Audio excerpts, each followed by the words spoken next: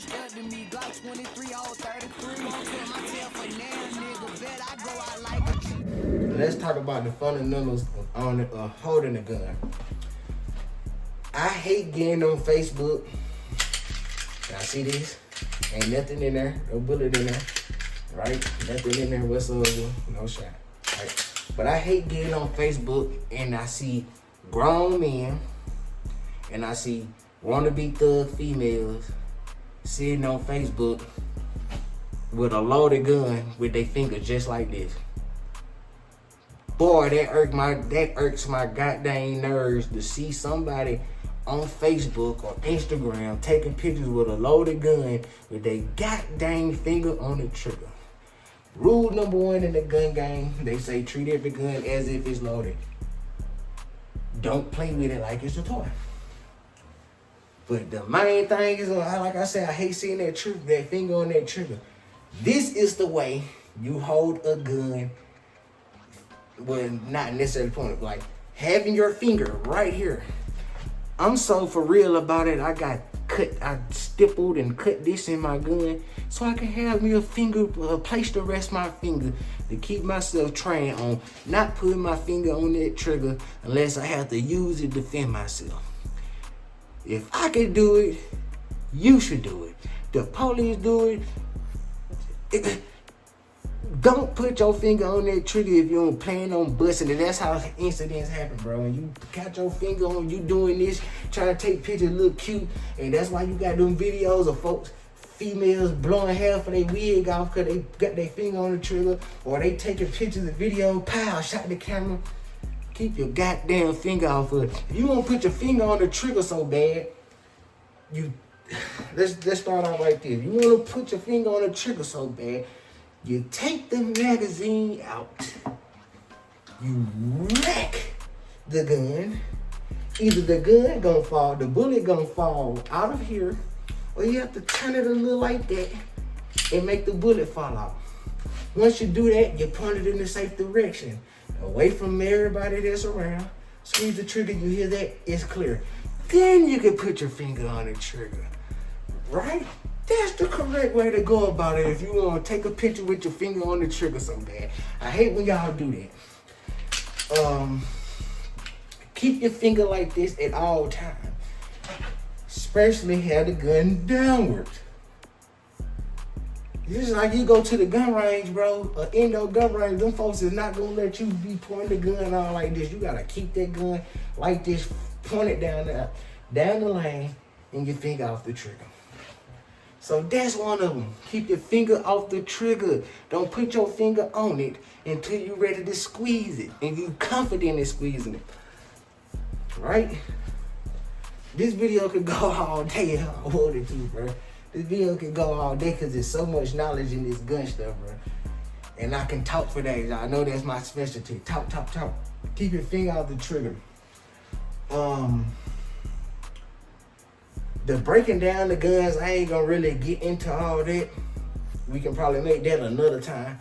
Y'all want to keep your gun cleaned up, lubed up, you know what I'm saying, oiled up and all that stuff. Make sure without the gun, it's just like a car. You gotta put oil and change the brakes and do all this and that on the gun. On the car, you gotta do the same thing with the gun. Everything deserves to be clean, bro. You gotta do that. Yeah, that's one of them. Always keep your hand out of the trigger.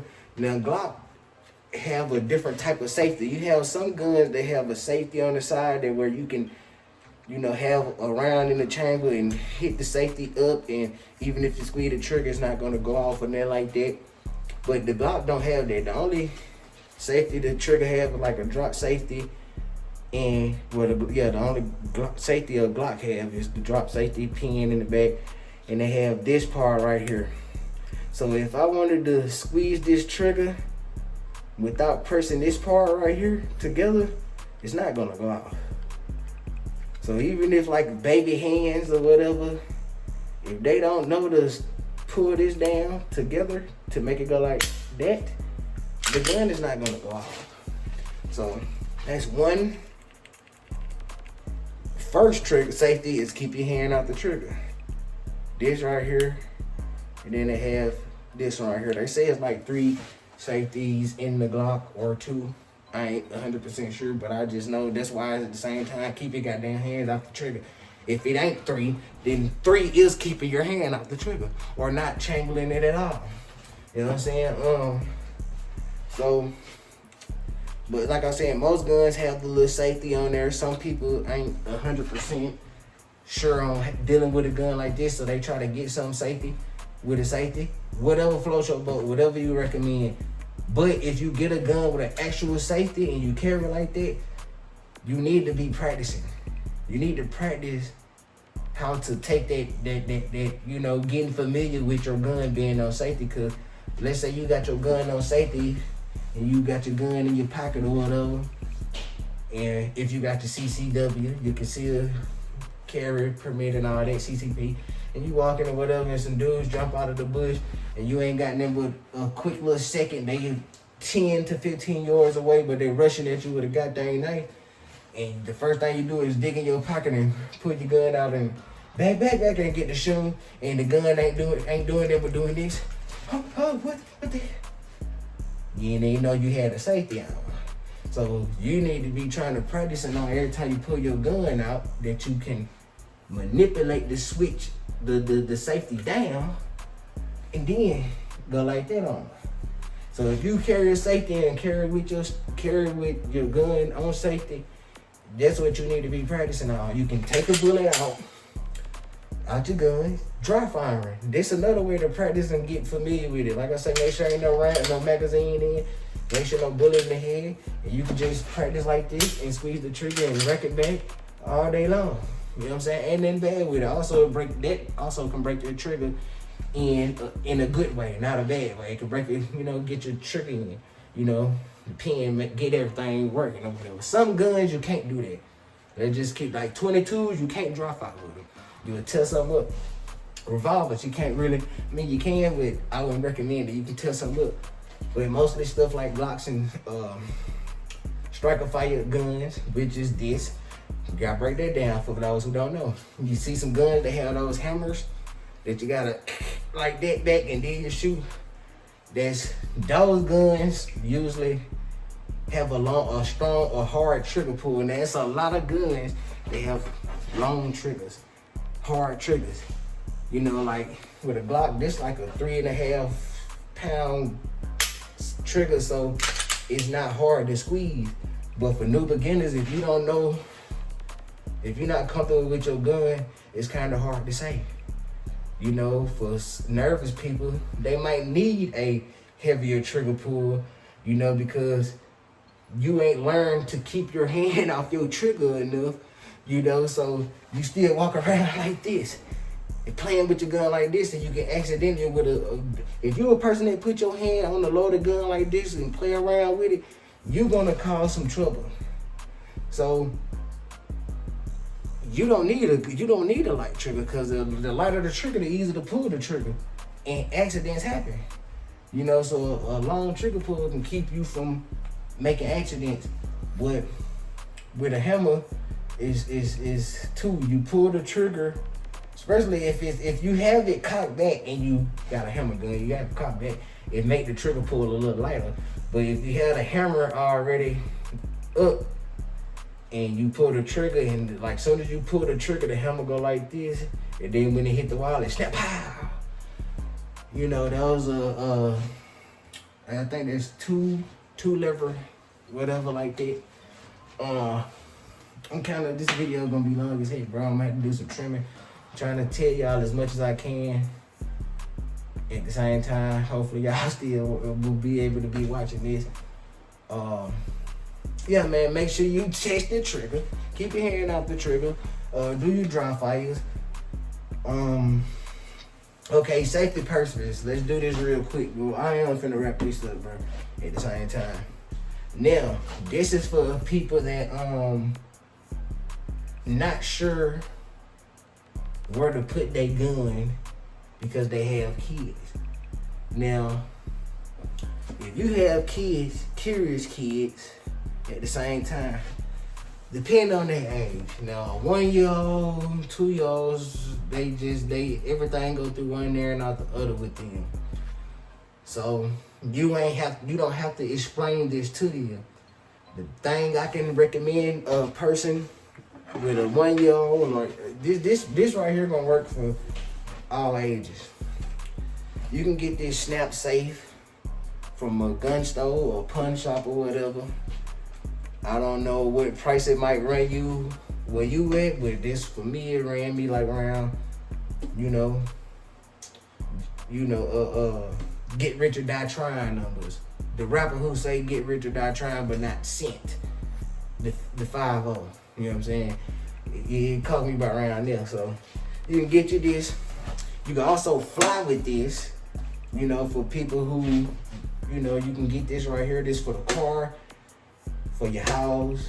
You can also, this is a way to fly with your handgun on the plane, but it have to be under the plane, not on the plane with you. But you can get this. This is a multi-purpose safe. Come with these little cushions. So boom, like I say, man, you got you a gun. You got you some kids. You can have it loaded. Put that gun in there. Lock this bad boy up like this.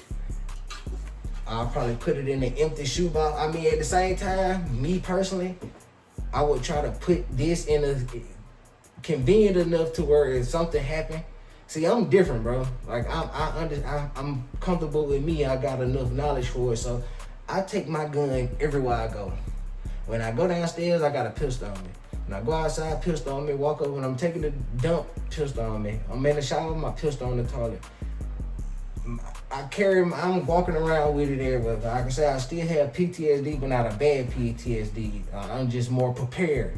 I done heard too many stories, been in too many situations, so I carry crazy like that. Like, you know what I'm saying? Like, that's me.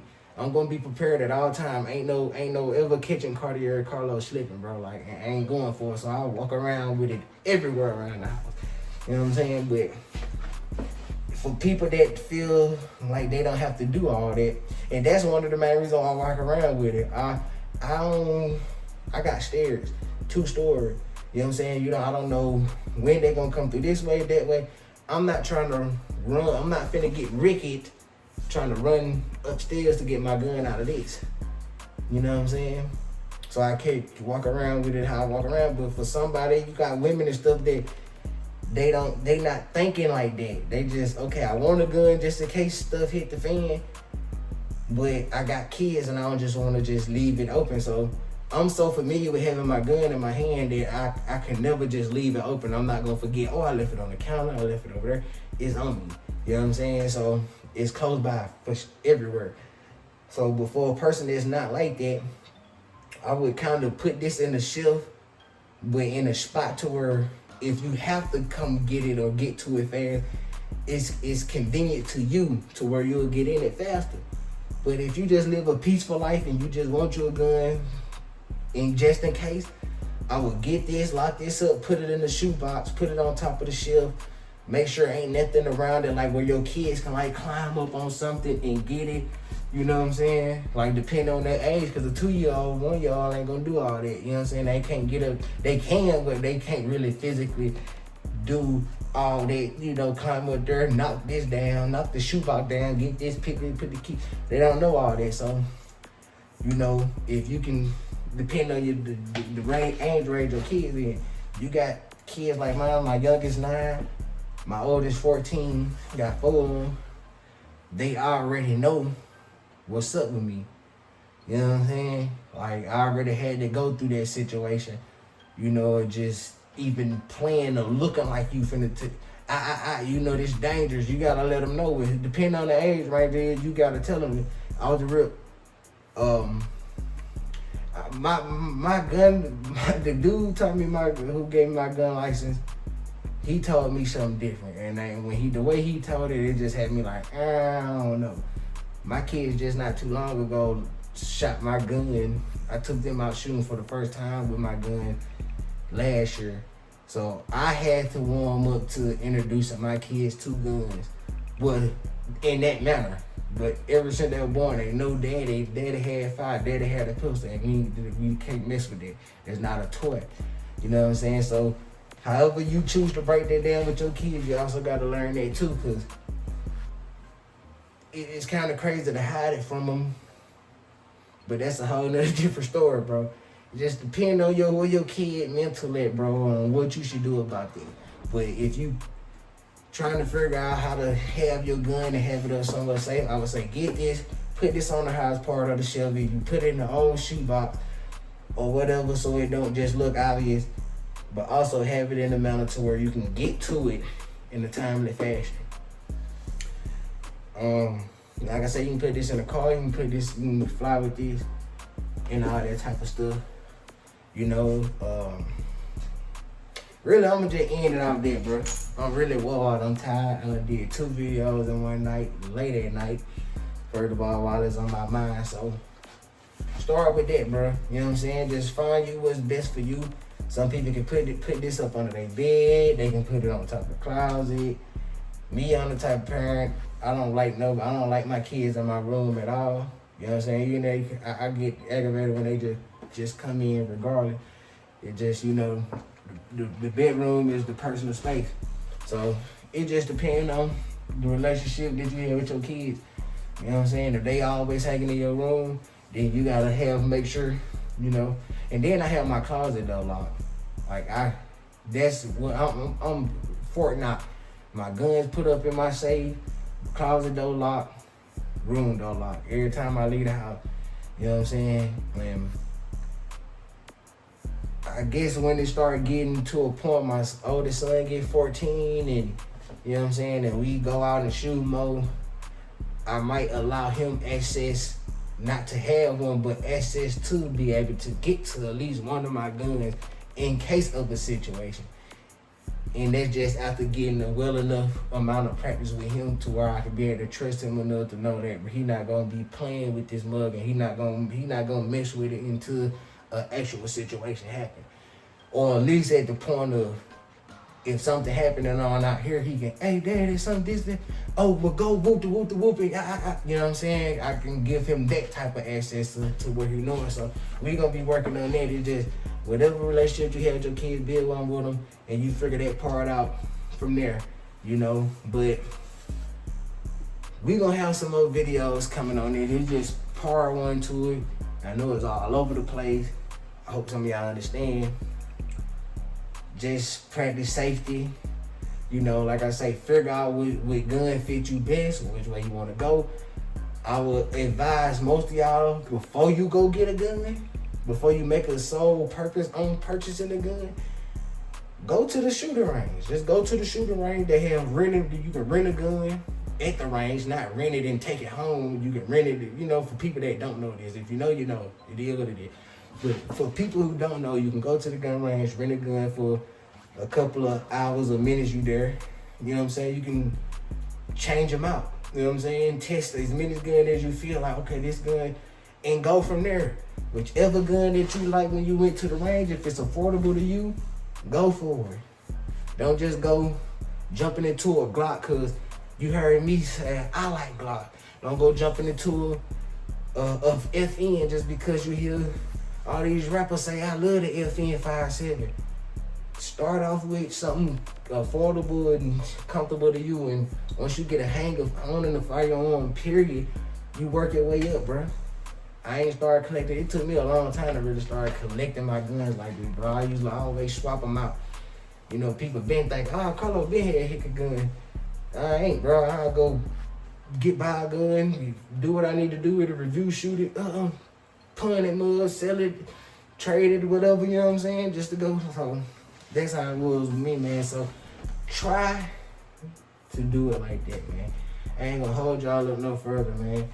Y'all have a good rest of y'all night. Y'all stay tuned, man. Hit that bell, notification bell, like, comment, subscribe, share this video to, you know, send it to your mama, your sister, your brother, anybody who been thinking about getting a gun and you don't know how to explain it to them. Send this video to them. Hopefully they'll understand. Other than that, I'm up out this thing. I'm calm. Working due to the scale. I just might send you a brick through the mail. Hop on the road, take a trip anywhere. I'ma bust down my wrist once I bust down the bill.